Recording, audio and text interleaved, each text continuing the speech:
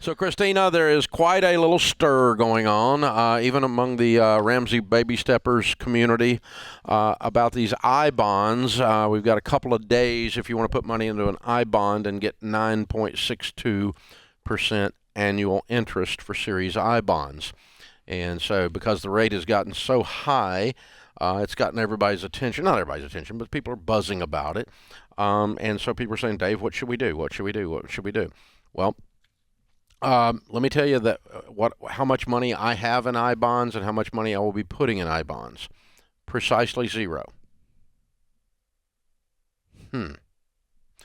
Why is that? Well, 9.62 is the annualized interest rate for the first 6 months. After 6 months, it will drop to whatever the prevailing rate is at that time, and that has traditionally been down closer to 5%. Most people are thinking it's going to be about 6.5% beginning in November, so you're pretty sure it's going to drop at least to that after 6 months. And if you do not leave your I bond alone 5 years to cash it out early, you get charged 3 months of the interest. That would be 1/4 of the interest. And so if you average 6.5 and 9.5, you would get 8.75, something like that, or 8.5 roughly, and seven and some change anyway. And then take 1/4 of that away. That's what you're going to be making, and even less because it's going to adjust down further later. So the problem is this: it's giving you decent. It's giving you way above average short-term interest rates, but it's not really a short-term interest product.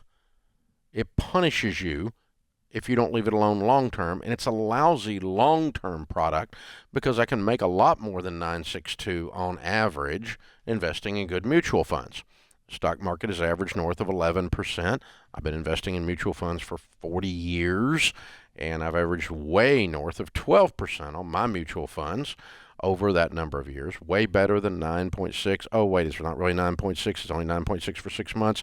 Oh, wait, you can't get it out earlier than 5 years unless you get 1/4 of the 3 months of interest is a penalty. And so people don't read the small. All they do is read the big, and the big print says, woo, 9.6, 9.6, you can't beat 9.6. 9.6 is amazing. It's amazing.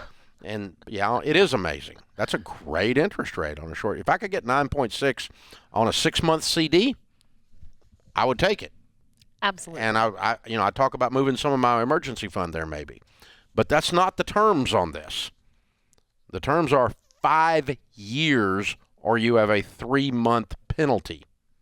The terms are it's not 9.6 for a year. It's 9.6 for 6 months on a 1-year bond. And you know what the last 6 months are? No, you don't, because they don't tell you until later. It could be anything.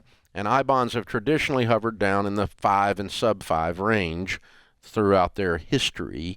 This is an anomaly that has jumped up, and so I think it's you just can't lock it in, and so it's a myth. Right, and it's getting a bunch of hype in the news, and the headlines are saying that 9.6%, and then at the very bottom of the article it says, in like a small paragraph, the downsides, and it explains that change and the lock and all of that. So it's important to not just get lost in the hype, but realize the fine print. CNBC article we have laying in front of us, for instance, says your last chance to secure 9.62% annual interest rate for Series I bonds is October 28th.